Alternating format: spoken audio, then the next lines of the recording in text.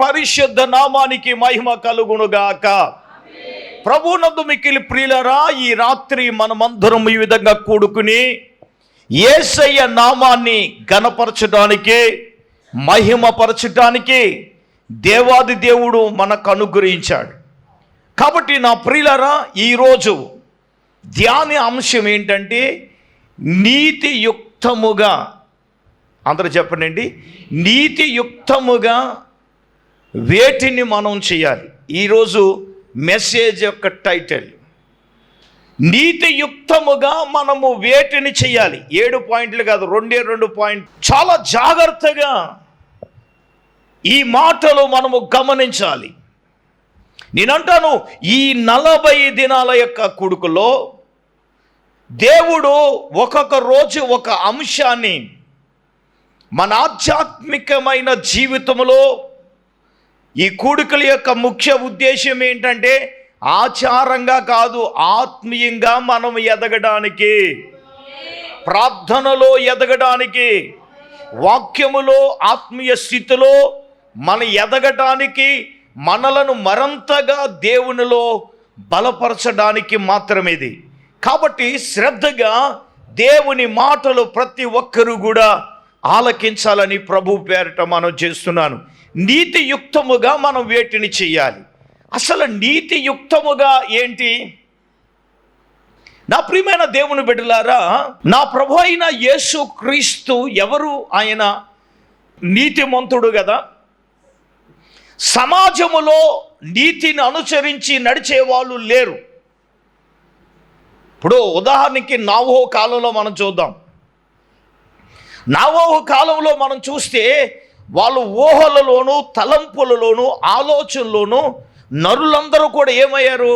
చెడిపోయిన వారుగా ఉన్నారు. ఇప్పుడు దేవుడు అనుకున్నాడు, ఒరే బాబు, వీళ్ళని నేను ఎందుకు చేశాను రా అని దేవుడు వాళ్ళను గురించి పశ్చాత్తాపపడ్డాడు, వేదన పడ్డాడు. ఏమండి, అసలు నేను ఎందుకు నరులుగా చేశాను అని. ఏమండి, అప్పుడు కాలంలో ఉన్న ప్రజలందరూ అలాగుంటే మరి నోవహు ఎలాగున్నాడు?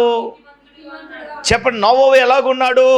ఆదికాండ గ్రంథం 6వ అధ్యాయములో మనం చూస్తే నోవహుట దేవుని చేత కృప పొందిన వాడుగా ఉన్నాడట. ఇదిగో నోవహు వంశావళి ఇదే. నోవహు నీతిపరుడును, తన తరములో ఎలాగున్నాడండి? అమ్మ వినండి, అక్కడ కాలములో ఉన్న ప్రజలందరూ కూడా చెడిపోయిన వారుగా, తలంపులలో చెడిపోయారు, ఆలోచనలో చెడిపోయారు, క్రియలలో చెడిపోయిన వారుగా ఉంటే నోవహు మాత్రము ఎలాగున్నాడండి? నీతియుక్తముగా జీవించాడు. చప్పట్లు కొట్టి దేవుని నామాన్ని కనపరచాడు. కొట్టని గట్టిగా. ఏమండి, నిజమే. ఏమండి, సమాజము చెడ్డదిగా నీ దృష్టిలో కనబడచ్చు, మనుషులు నీ దృష్టిలో చెడిపోయిన వారిగా కనపడవచ్చు, వారి క్రియలు చెడిపోయినవిగా కనపడవచ్చు, వారి ఆలోచనలు చెడిపోయినవిగా కనపడవచ్చు. కానీ దేవుని కలిగి ఉన్న ఆయన బిడ్డలముగా, దేవుని నమ్ముకున్న ఆయన బిడ్డలంగా మనం ఎలాగ జీవించాలో తెలుసా? నీతియుక్తముగా మనము జీవించాలి, నీతియుక్తంగా మనం బ్రతకాలి. ఈ రోజున దేవుని నమ్ముకున్నాం. ఏమన్నా నీ జీవితంలో ఎన్నో లెంట్లు మనం చూస్తున్నాం. ఈ 40 దినాలైనా నీతియుక్తంగా బతికేది? ఈ 40 దినాలైనా పరిశుద్ధంగా ఉండేది? ఈ 40 దినాలను ముక్క గక్క మానేసేది, పరిశుద్ధంగా ఉండేది, తెల్లగట్లు లేచేది, వ్యవహారాలు ఏది చేసినా నేనంటాను, ఏమండి, కేవలం ఈ 40 దినాలే కాదో మనం నీతిగా బ్రతికేది. ప్రతి దినము క్రైస్తవుడు నీతియుక్తంగా జీవించాలి, నీతియుక్తంగా బ్రతకాలి. మూలవాక్యం చదువుకుందాం. చెప్పండి, అందరూ ప్రసంగాంశం ఏంటి? నీతియుక్తముగా వేటిని చేయాలి. అందరూ చెప్పండి ఏంటి? పక్కలు షేక్ హ్యాండ్ చెప్పండి. నీతియుక్తంగా వేటిని చేయాలి. షేక్ హ్యాండ్ బాగా ఇచ్చారు. నేను అడుగుతున్నాను, ఏటిని చేయాలి? నీతియుక్తంగా చేయాలంటే షేక్ హ్యాండ్ ఇచ్చి బాగానే చెప్పారు చేయాలండి. మరి ఏటిని చేయాలి? ఏటిని చేయాలో దేవుని లేఖన వాక్యపు వెలుగులో నేను రెఫరెన్స్ లేకుండా ప్రసంగం చెప్పను. చిన్న మాటకి రెఫరెన్స్ కావాలి. వాక్య ఆధారం, లేఖన ఆధారం. నెంబర్ 1, కీర్తనల గ్రంథం 4వ కీర్తన 4-5 వచనాలు చదువుదాం. భయము నొంది పాపము చేయకుడి,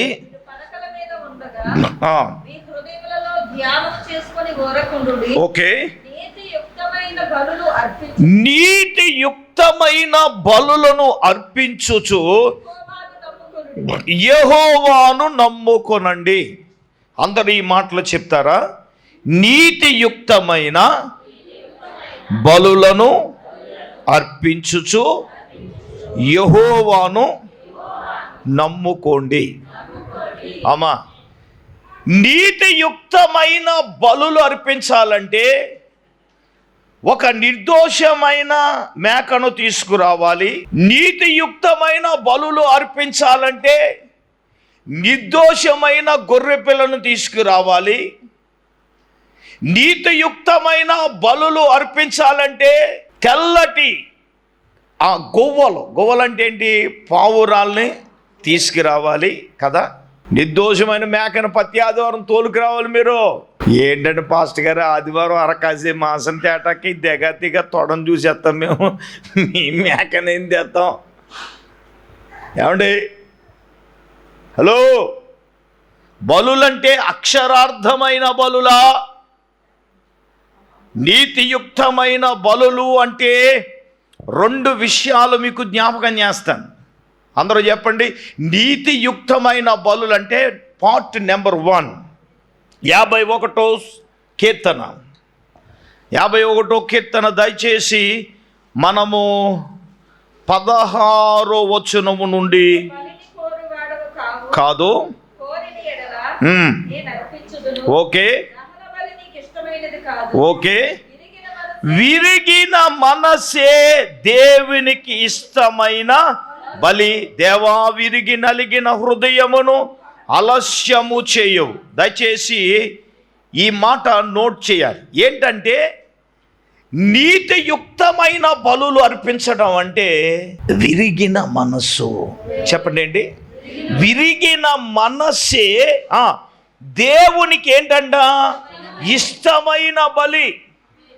అమ్మా, దేవుని సన్నిధికి వస్తున్న మనము మన హృదయాలు, మన మనస్సులు విరగాలి. దేవుని సన్నిధిలో మన హృదయాలు విరగాలి. అర్థమవుతుందా? విరిగిన మనసే బలి అంటే ఏంటి? నీ హృదయము విరగాలి, అదే బలి. నీ మనస్సు విరగాలి, అదే దేవునికి ఇష్టమైన బలి. అమ్మ వినండి, ఎప్పుడు విరగాలి? ఎప్పుడైనా నువ్వు దేవుని సన్నిధిలో మనసు ఇరగొట్టుకుని ఎప్పుడైనా కన్నీటి ప్రార్థన చేశావా? మనసు విరిగిందా? హృదయాలు విరిగినాయా? మనం ఎంచేపు ఎదలో నిడిచేసి బ్యాచి రక్త వేజాయి మాటల ద్వారా, క్రియల ద్వారా, చేతల ద్వారా, సూటి పోటీ మాటల ద్వారా ఏం చేస్తాం? అవునా కదా? హలో, ఎదలో నిడిచేయడం కాదు, నిన్ను నీవు ఇరుచుకోవాలి. దేవునికి స్తోత్రం. నిన్ను నీవే ఇరుచుకోమని నీ కాళ్ళు నుంచి ఇడిచేసుకోవడం కాదు. దేవునికి స్తోత్రం. నీ హృదయమును విరగాలి. ఏంటి హృదయం విరగడం? ఇప్పుడు అన్నాగే పిల్లలు లేరండి. పిల్లలు లేనప్పుడు ఏం చేసింది అన్న? దేవుని సన్నిధికి వెళ్ళిందిగా, ఉపవాసం ఉంది కదా, దుఃఖపడింది కదా, కన్నీళ్ళు కార్చింది కదా. ఏమన్నా దేవుని సన్నిధిలోకి వెళ్ళి హృదయాన్ని విరగొట్టుకుని కన్నీళ్ళు కార్చి ఏం చేస్తుంది? ప్రార్థన చేస్తుంది కదా. నీ సేవకురాలైన నా శ్రమను చూడయ్యా, నా వేదన చూడయ్యా, నా బాధను చూడయ్యా అని ఏం చేసింది? ఆమె కన్నీళ్ళు కార్చింది, రోధించింది కదా. దైవజనుడు ఆమెను పరకాయిస్తూ ఉంటే ఆమె మద్యం తాగిందేమో, మత్తురాలయ్యిందేమో అని దైవజనుడు అనుకుంటే, ఆ దైవజనుడు మాట విని, అయ్యా నీ దాసురాలనైనా నేను మనోదుఖం గలదానైనా ద్రాక్షారసం నేను మద్యం నేను తాగలేదు, కానీ యెహోవా సన్నిధిని నా ఆత్మను కుమ్మరించి, లేదా నా హృదయాన్ని కుమ్మరించి, నా మనస్సును కుమ్మరించి నేనేం చేస్తున్నాను? ప్రార్థన చేస్తున్నాను. దేవునికి స్తోత్రం కలుగునుగా. ఏమండి, నీ మనస్సు విరగడం అదే బలే. నీ హృదయం విరిగి నలిగిన హృదయము దేవుని సన్నిధిలో కావాలి కదా. దేవుని సన్నిధిలోకి మనం వెళ్ళామంటే ఇటువంటి అనుభవం కలిగి, రోదనం కలిగి ప్రార్థన చేయాలి కదా. నీ ప్రార్థనలు తగలయ్యే పొడి ప్రార్థనలే కదా. ఏం చేపు కృప చూపు ఆళ్ళలాగు ఈళ్ళలాగు ఏచ రక్తం చేయదేంటి? ఒక ఆవిడ ప్రార్థన పంపు నింపు పంపు నింపు పంపు పంపు నింపు పంపు నింపు. ఏం పంపాలి, ఏం నింపాలి? ఇంకా పంపు నింపు పంపు నింపు పంపు నింపు పంపు. ఇదేం ప్రార్థన? ఏచ రక్తం వేచాయి అర్థం కాలేదు. పంపు నాయనా నింపు నాయనా, పంపు నాయనా నింపు నాయన కొంత స్పీడ్ చెప్పాను కానీ అర్థం కాలేదు. పంపు నింపు పంపు నింపు. ఇదేం ప్రార్థన? హృదయం పగలలేదమ్మా. నీతియుక్తమైన బలులంటే దేవుని సన్నిధిలో విరిగి నలిగిన మనస్సు కావాలి. మోకరించినప్పుడు కళ్ళలో నుంచి కన్నీళ్ళు రావాలి. మొగుడు తిడుతోనో లేకపోతే ఎవరో ఏదో అంటేనో కాదో. దేవునికి స్తోత్రం కలుగునుగాక. కన్నీళ్లు కార్చాలి, రోధించాలి, అంగలార్చాలి. విరిగి నలిగిన మనసు ఎప్పుడో తెలుసా? హృదయము పగిలినప్పుడే కదా. ఏమండి, మనసు పగిలినప్పుడే కదా. దేవునికి ఏది ఇష్టం అంటే నీ హృదయం విరిగితేనే దేవునికి ఇష్టం, నీ మనస్సు విరిగితేనే దేవునికి ఇష్టం. ఇప్పుడు అన్న దేవుని సన్నిధిలో హృదయం విరిగింది, మనస్సు విరిగింది, ప్రార్థన చేసింది కాబట్టి దేవుడు ఆమె ప్రార్థన దేవుడు విన్నాడు, ఆమె బలిని అంగీకరించాడు. ఏం కావాలి? ఎస్ వెళ్ళిపో అన్నట్టుగా జరుగుతుంది. దేవుడు ఆమె మాతో మాట్లాడిన తర్వాత ఆమె గర్భము ధరించింది. హల్లెలూయ హల్లెలూయ చెప్పాలి. హల్లెలూయ. ఈ 40 దినాలలో మనం దేవుని సన్నిధికి వెళ్తున్నామంటే ఏదో కేవలం ఏమంటే పబ్బం గడుపుకోవడానికో టైం గడుపుకోవడానికో కాదు. వేదన ఆయన పడ్డాడని మనం పడాలిగా. ఏమండి, అవునా కదా? కన్నీళ్ళు కార్చాలి కదా, అంత టైం మనం స్పెండ్ చేయాలి కదా. వాక్యానికి ఎంత ప్రాముఖ్యమో హృదయమును కన్నీళ్లు కార్చి రోధించి నశించిపోతున్న ఆత్మల కొరకు కన్నీళ్లు కార్చాలి కదా. ఆ ప్లస్లో నీ కొడుకు ఉన్నాడు, నీ భర్త ఉన్నాడు, నీ పిల్లలు ఉన్నారు, నీ సమస్యలు ఉన్నాయి, నీ వేదనకరమైన పరిస్థితులు ఉన్నాయి. వీటన్నిటిని గురించి విరిగిన మనస్సుతో ఏమండి దేవునికి ఇష్టమైన బలి ఏంటంటే నీవు విరిగి నలిగిన హృదయముతో కన్నీళ్లు కార్చి రోధించి ప్రార్థన చేయాలి కదా. అదే కదా దేవుని ఇష్టపడేదే. హృదయాలు కన్నీళ్లు కార్చి ప్రార్థన చేయాలి కదా. దేవుడు అదే చూస్తాడు సార్. అన్నగారిని మోసం చేసి పోయాడు ఎవరు? యాకోబు వెళ్ళాడు. అక్కడ అన్నగారిని మోసం చేసి ఈడు వెళ్తే మా అంగారు ముసుకేసి ఈయన మోసం చేసేసాడు. అదే మరి. సరే అక్కడి నుంచి వచ్చాడు. వీడి జాతకం ఎప్పుడు మారిందంటే ఎబ్బేకు రేవులో, అది కూడా భయంతోనే. ముందు భార్య పిల్లల్ని పనుల్ని వచ్చిన రాబడిలో కానుకని పంపించేసి ఎబ్బేకు రేవులో రాత్రి తెల్లవాళ్ళు ఏం చేస్తున్నాడండి? ప్రార్థన చేస్తున్నాడు. ఒంటరిగా మిగిలిపోయి ప్రార్థన చేస్తున్నాడు. మామూలు ప్రార్థన కాదు అదే. తుంటి నరము విరిగినా కానీ ప్రార్థన ఆగలేదు కదా. అదే ఎరగవలసిందే మనస్సు, ఎరగవలసిందే హృదయం. ఏమెరగాలి? ఇరిగిందా? బండదేరిపోయిందా? కఠినమైపోయిందా? ఎన్నిసార్లు చెప్పినా చెప్పండి, ఎన్నిసార్లు చెప్పినా హృదయం కఠినమైపోయింది మనలో చాలా మందికి. దేవునికి ఏం కావాలో చెప్పనా? ఏమంటే అలంకారప్రదమైన బాహ్యరకమైన బలులు దేవునికి అవసరం లేదు. అందుకే అన్నాడు పై వచనం, నేను బలును కోరిన వాడును కాను, నీ దహన బలులు నాకు ఇష్టము లేదు. ఏమన్నాడండి? నేను బలులను కోరిన వాడును కాను, దహన బలి నాకు ఆయనకి ఇష్టమైంది అసలే కానే కాదు. మరి ఏ బలి దేవునికి ఇష్టం అండి? విరిగిన మనసు. అందరూ చెప్పండి. మరి నువ్వు దేవుని సన్నిధికి వస్తున్నావు, ఉపవాసంకి వస్తున్నావు, విరిగి నలిగిన హృదయంతో నువ్వు ప్రార్థన చేస్తున్నావా? ఏమండి, నీతియుక్తమైన బలులు అర్పించడం అంటే ఏంటి? అదే కదా. నిజంగా నీకు ప్రార్థన కావాలంటే నీ మనస్సు విరగాలి దేవుని సన్నిధిలో. ఇందులో కొంతమంది ఉన్నారు, విరిగి నలిగిన హృదయంతో ప్రార్థించేవారు ఉన్నారు. అల్లెవరో మాకు తెలుసు. దేవుని సన్నిధిలో మోకరించావంటే ఏమంటే నీ బలులు విరిగిన మనస్సే దేవునికి ఇష్టమైన బలి కదా. నశించిపోతున్న వారి కొరకు విరిగి నలిగిన హృదయంతో ప్రార్థన చేయాలి కదా. నాకు 100 మంది అవసరం లేదు సార్. ఉన్న మీరు కరెక్ట్గా ఉండి దేవుని రాజ్యానికి వెళ్తే చాలు నాకు. అదే ఇక్కడి నుంచి ఉపదేశం అలాగుంటుంది. ఏదో ప్రలోభాలకు లోబడి బోధలు ఉన్నవి ఇక్కడి నుంచి ఖచ్చితమైన బోధ ఉంటుంది. ఖచ్చితంగా మనం జీవించాలి. నీతియుక్తంగా బలులర్పించి మీరు యెహోవాను నమ్ముకోండి అంటే, నీతియుక్తమైన బలి ఏంటంటే విరిగిన మనసే దేవునికి ఇష్టమైన బలి. ఆయన దగ్గరకు వచ్చినప్పుడు నీ హృదయం విరగాలక్కర్లేదా? ఏమండి, విరిగి నలిగిన హృదయంతో ప్రార్థించాలక్కర్లేదా? విరిగి నలిగిన హృదయంతో మోకరించాలో వద్దా? విరిగి నలిగిన హృదయముతో ఆరాధించాలక్కర్లేదా? ఆడతావు ఏమని? పూర్ణ మనసుతో. ఇలాగేమో పూర్ణ మనసుతో మళ్ళీ ఊపిడిపిడికి దెయ్యమా? కళ్ళు తెరిస్తే అది పూర్ణ మనసా? పూర్ణ హృదయంతో ఆరాధించి ఎలాగ ఆరాధన చేయాలి? కళ్ళు తెరిచా గుట్ల బూగిలా చూస్తానా? మరి పూర్ణ మనసుతో ఆరాధన. హలో,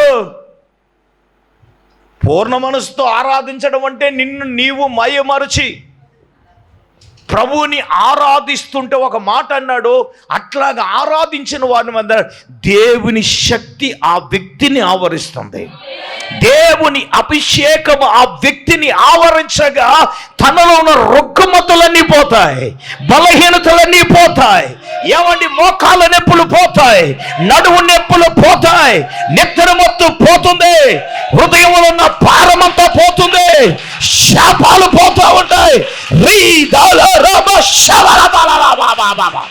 హృదయపూర్వకంగా ఆరాధించినప్పుడు దేవుని యొక్క శక్తి.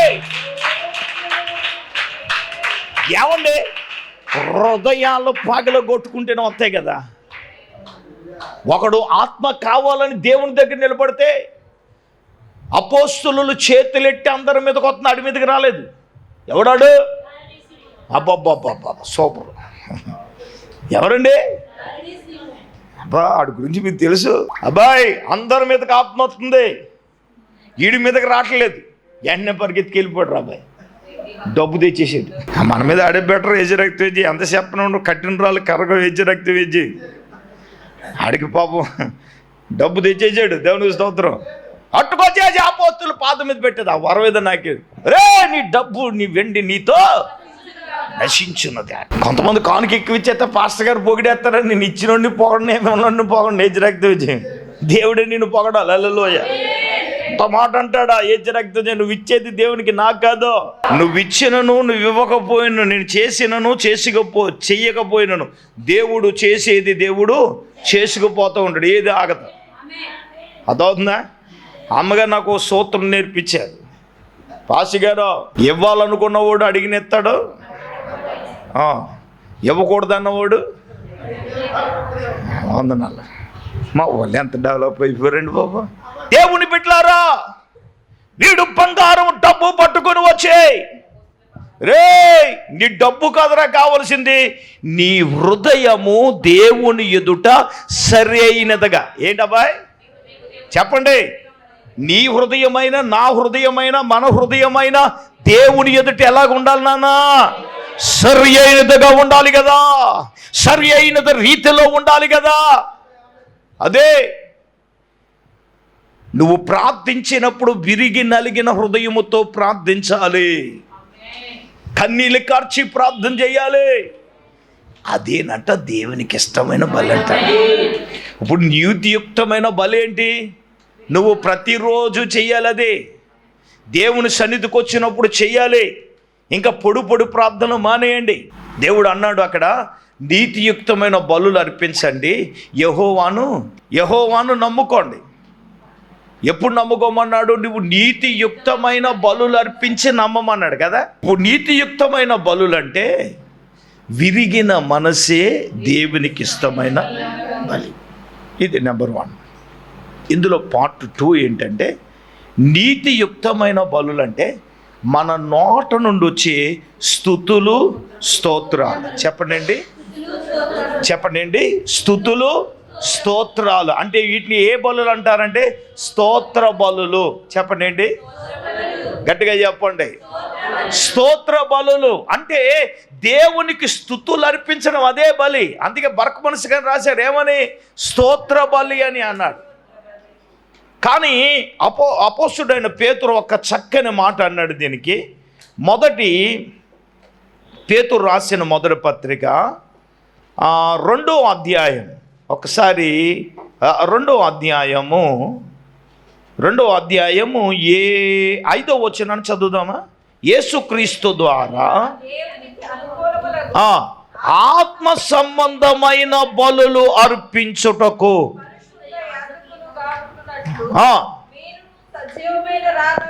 మీరును సజీవమైన రాళ్ళ వలె ఉండి ఆత్మ సంబంధమైన మందిరముగా మనము కట్టబడుచున్నాము. దేవునికి ఒకసారి స్తోత్రం చెప్పండి. రెండవదిగా నీతియుక్తమైన బలులు ఏంటంటే స్తుతులు, స్తోత్రాలే. అవి ఏ సంబంధమైనట? ఆత్మ సంబంధమైన బలులు. చెప్పండి ఏంటి? ఆత్మ సంబంధమైన బలిలేంటి అనంటే మన నోట నుండి వచ్చే స్తుతులు, స్తోత్రాలే. ప్రభువుని ఏం చేయాలి? మనము లేచిన వెంటనే స్తుతులు, స్తోత్రాలు మనం చెల్లించాలి. ఇప్పుడు స్తోత్ర ఆత్మ సంబంధం అయిన బలులు అర్పించాలంటే, నీతియుక్తమైన బలులు దేవునికి అర్పించాలంటే నీ నోట నుండి వచ్చే స్తుతులు ప్రభువుకి అర్పించాలి కదా. ఇప్పుడు ఒక మాట చెప్తాను నేనండి. దావీదండి దేవునికి ఇష్టానుసారుడైన మనుషుడు ఎందుకయ్యాడు చెప్పనా? ఉన్న 7 రీజన్లు ఒక్క రీజన్ ఏంటంటే అతడు దేవునిని స్తుతించేవాడు. హల్లెలూయ. ఒక మాట చెప్తాను, దేవుని స్తుతించడం మీదే అతని దృష్టి ఉంది. కానీ ఇదిగో నా అన్నగారులు అందరూ యుద్ధ వీరులై యుద్ధం చేయడానికి సైన్యాధిపతులు ఉన్నారు, నన్నే మా బాబు తీసుకొచ్చి గొర్రెల దగ్గర కాపలా పెట్టేశాడు అని ఎప్పుడు అనుకోలేదు. దాన్ని భాగ్యంగా ఎంచుకుని తీసుకెళ్ళేమో గొర్రెలు వదిలేసేవాడు. ఈయనేం చేసేవాడు సార్? వినయ్ దావీదు ఏం చేసేవాడు? సితారా తీసుకుని ఏం చేసేవాడు? స్తుతించేవాడు కదా. దేవుని స్తుతించుడే. ఒక మాట చెప్పనా, దాంట్లోనే తలమునకలు అయిపోతే నాన్న గొర్రె పిల్లల మీదకి ఎలుగుబంట్లు వచ్చినా, సింహాలు వచ్చినా ఏం చేసేవాడు తెలుసా? దేవుని బలంతో చీల్చి పాడేసాడు దేవుని సొంత. ఉన్నవాడు అక్కడే. చూడండి, మొన్న ఎక్కడో జూలోని సెల్ఫీ తీసుకుంటాకి వెళ్ళాడంట. వార్త అలచెల్లయింది కదా. రే సింహంతో సెల్ఫీ ఏంటి రా, హెచ్చరక్తి విజయ్ లోపలికి వెళ్ళిపోయాడంట, డాక్యుమెంటరీలోకి వెళ్ళిపోయాడు అంటాడు. ఆయనకు అంత పిచ్చి ఏంటో నాకు అర్థం కాదు. హెచ్చరక్తి విజయ్ ఏం చేసింది? పీక్ కొరికి మొత్తం నవ్వులు పడేసింది హెచ్చరక్తి విజయ్ అప్పటిలాగా. మరి అటువంటి వాడు దేవునిని స్తుతించుకుండగా, స్తుతుల శక్తితో ఉండగా అతని సింహాలు వచ్చిన ఎలుగుబంట్లు వచ్చి ఏమండి ఆ గొర్రెల మీద పంతే చేర్చి రక్తం వేసి చీల్చి పాడేశాడు. అందుకే దినానికి 7 మార్లు దావీదు దేవునిని స్తుతించేవాడు. చివరి 6 కీర్తనలో కూడా దావీదు స్తుతితోనే ప్రారంభించాడు. అర్థమవుతుందండి? స్తుతుల శక్తి. ఈ స్తుతులు అందుకంటాడు కదా కీర్తనలో 50వ కీర్తనలో చివరి వాక్యంలో ఏమంటాడు? స్తుతియాగం అర్పించువాడు నన్ను మహిమపరచుచున్నాడు. నేను వానికి దేవుని రక్షణ కనపరుచున్నట్లు. ఎవను మహిమపడుతున్నాడట? దేవునిని మహిమపరుస్తున్నాడట. అర్థమవుతుందండి? స్తుతియాగము చేయాలి కదా. స్తుతియాగం చేయాలి. యాగం అన్నా బలులన్నా ఒకటేగా. అందుకే దావీదు చెప్తాడు 56వ కీర్తన 13వ వాక్యం చదువుదామా. నేను నీకు మొక్కుకొని ఉన్నాను, నేను నీకు స్తుతియాగము. ఎవరన్నారు?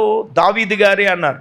ఏం చెల్లిస్తున్నాడు అంటే స్తుతియాగం అంట. ఇక్కడేమన్నాడు? నేను నీకు స్తుతియాగములు నర్పించెదను. హల్లెలూయా. ఏమర్పిస్తున్నాడు అంటే ఏంటి అంటే స్తుతులు, స్తోత్రాలు అర్పిస్తున్నాడు దేవునికి. అర్పణ బలులు.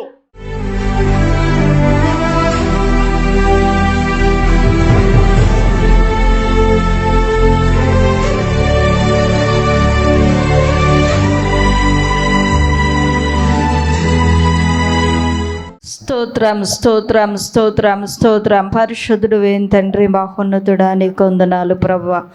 ఈ రాత్రి నైనా నీకు స్తోత్రాలు. ఇక ఉపవాస కూడికలో ప్రభువా నీ దాసును అభిషేకించి తండ్రి అయ్యా నా ప్రభువా నాయన నీతియుక్తమైనవి నాయన ఏమి చేయాలో ప్రభువా ఎంతో స్పష్టంగా నీ వాక్యము ద్వారా మీరు మాతో మాట్లాడినందుకు స్తోత్రాలు తండ్రి.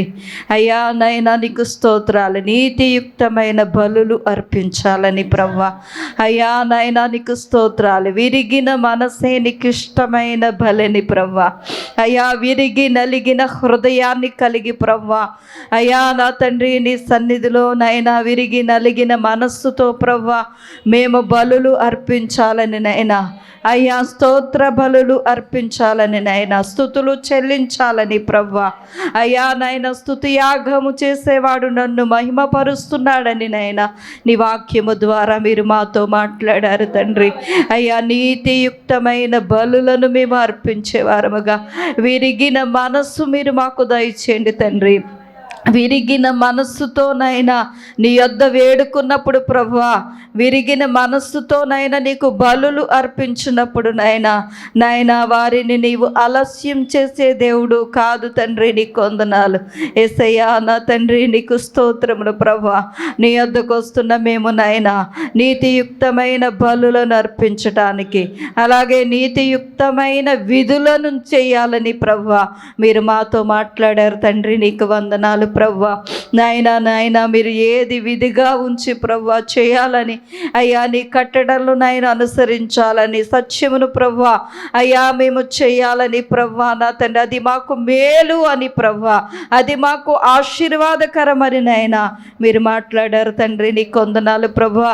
విత్తబడిన మాటలు ప్రభువా మా హృదయాల్లో భద్రపరుచుకొని నాయనా ఇంతవరకు వాటిని చేయకపోతే నాయనా అయ్యా ఈ సమయం నుంచి ప్రభువా నీతియుక్తమైన బలులు అర్పించడానికి అయ్యా, నీతియుక్తమైన విధులను చేయటానికి ప్రభువా అయ్యా బిడ్డలనైనా పురికొలిపినైనా బలపరచమని ప్రార్థన చేస్తున్నాను అయ్యా. అటువంటి మనస్సు వారికి దయచే తండ్రి. నీకు వందనాలు అయ్యా. వాక్యాన్ని వినేసి వెళ్ళిపోయేవారుగా కాకుండా నాయన వాక్యాన్ని అనుసరించి నాయన వాక్యమునకు లోబడి ఉపదేశానికి లోబడి అయ్యా నాయన ఉపదేశానికి మమ్మల్ని మేము అప్పగించుకుని ప్రభువా అయ్యా వాక్య ప్రకారంగా బ్రతకటానికి, వాక్య ప్రకారంగా జీవించడానికి ప్రభువా మీరు మాకు సహాయము దయచేయమని ప్రార్థన చేస్తున్నాను తండ్రి.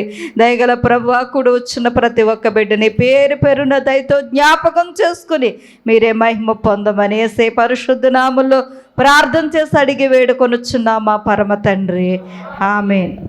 మన పరమ తండ్రి అయిన దేవుని ప్రేమ, మన ప్రభువును రక్షకుడైన యేసుక్రీస్తు ప్రభులు వారి యొక్క దివ్యమైన కృప, ఇక్కడ కూడిన బిడ్డలకు, టీవీ ముందు కూర్చుని వాక్యం ఉన్న బిడ్డలు ఎల్లరకును ఆయన కృప సదాకాలము తోడయుండి అందరినీ నడిపించునుగాక. ఆమేన్ ఆమేన్ ఆమేన్.